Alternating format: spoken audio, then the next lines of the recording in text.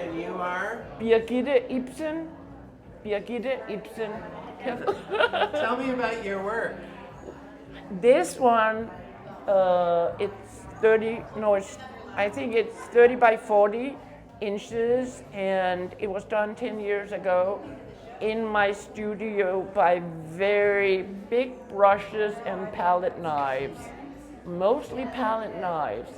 And before I started out, I realized the colors I was going to use in the composition. I already knew that. Usually I have the colors prepared, but otherwise I'm kind of, whatever happens, happens. That's my motto. And that's usually what it is with anything that I paint. And this one here was very fast.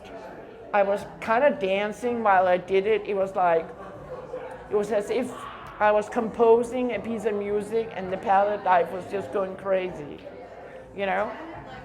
And and the color, and I knew that I had to intertwine those colors so they had to be balanced, you know?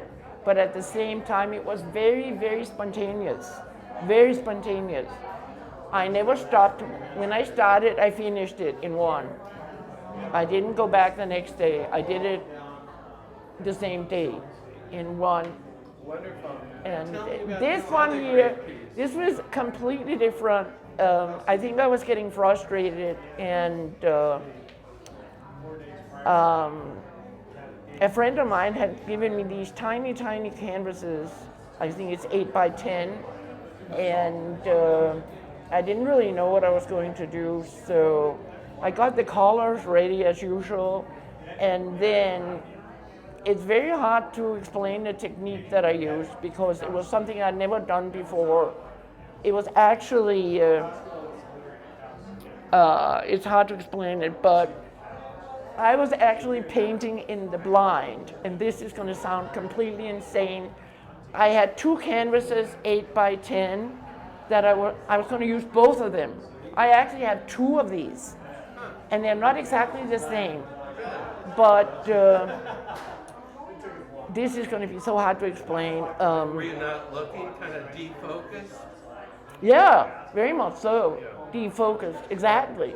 It was almost as if, you know, whatever happened, happened. And that's what's so much fun. That's a good philosophy. Tell me more about that philosophy. Well, I've always had that because... Why is it a good one to have? For me it is. Personally, you know. Why?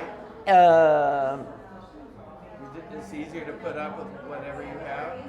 For some reason, it works better for me that way. It's almost as if I ask for help from somewhere, you know, and then it's so hard to explain the process because it's not structured. As I said, it's very impulsive in a way, and it depends a lot on probably how I'm feeling that day too.